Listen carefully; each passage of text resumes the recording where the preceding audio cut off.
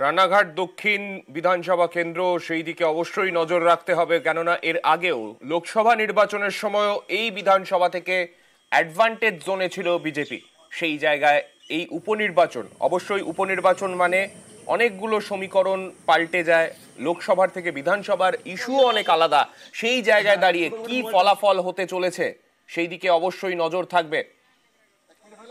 আমাদের সঙ্গে রয়েছেন আমাদের প্রতিনিধি অভিজিতের কাছে চলে যাব। অভিজিৎ, ইতিমধ্যেই 7টা বেজে গিয়েছে, ভোট গ্রহণের সময় শুরু হয়ে গিয়েছে। এখনো পর্যন্ত তুমি যে কেন্দ্রের সামনে রয়েছো সেখানকার কি ছবি? সেখানে কি ভোট গ্রহণ শুরু হলো?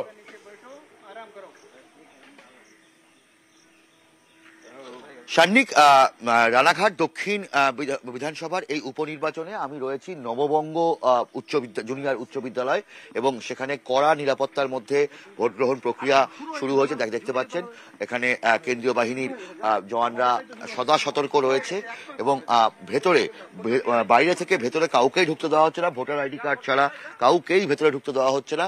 এবং ভেতরে দেখা যাচ্ছে যে বেশ কিছুটা ভেতরেই কিন্তু বুথ রয়েছে, এবং সেখানেও কেন্দ্রীয় বাহিনীর জওয়ানরা তারা নিরাপত্তার দায়িত্বে রয়েছে।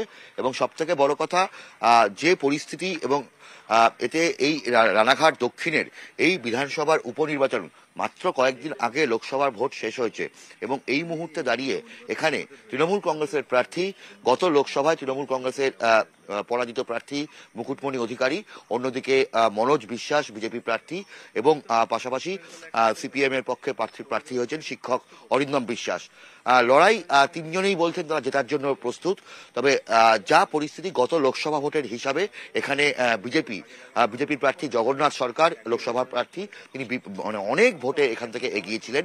তার ফলে বিজেপি আশাবাদী যে এই রানাঘাট দক্ষিণ বিধানসভা কেন্দ্র তারা কোনো রকম সমস্যা হবে না।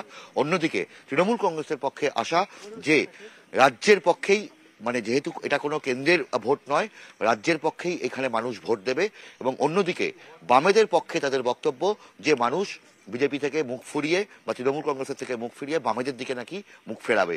তবে ভবিষ্যৎ বলবে, 13 তারিখ গণনা। তবে তার আগে আজকে ভোট গ্রহণ প্রক্রিয়া একদম শান্তিপূর্ণভাবে হচ্ছে।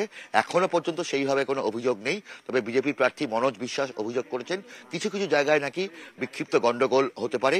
আগের দিন রাত থেকেই নাকি এখানে ভয় দেখানো হচ্ছে। তবে আপনি ভোট গ্রহণ প্রক্রিয়া হয়ে গেছে। মাসিমা কি ভোট দিলেন? নাম কি? অনিতা বর্মন। এই তো কয়েকদিন আগে ভোট দিয়েছিলেন, আবার ভোট, কি বলবেন? তো শান্তিপূর্ণ তো ভোট? ভোট দিতে কোনো সমস্যা হয়নি তো? ভোট হলো? হ্যাঁ হলো। কি শান্তিপূর্ণ তো? একদম একদম শান্তি। এই তো কয়েকদিন আগে ভোট দিয়ে উঠলেন, আবার ভোট, আবার নির্বাচন, উপনির্বাচন, কি বলবেন?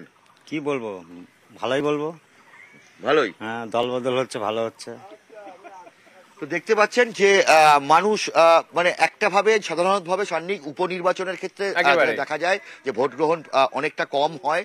তবে এখনো পর্যন্ত রানাঘাট দক্ষিণের বিভিন্ন কেন্দ্রে বুথে দেখা যাচ্ছে যে মানুষ কিন্তু স্বতঃস্ফূর্তভাবে ভোট গ্রহণ প্রক্রিয়ায় সামিল হয়েছে। বেশ, ধন্যবাদ অভিজিৎ। তুমি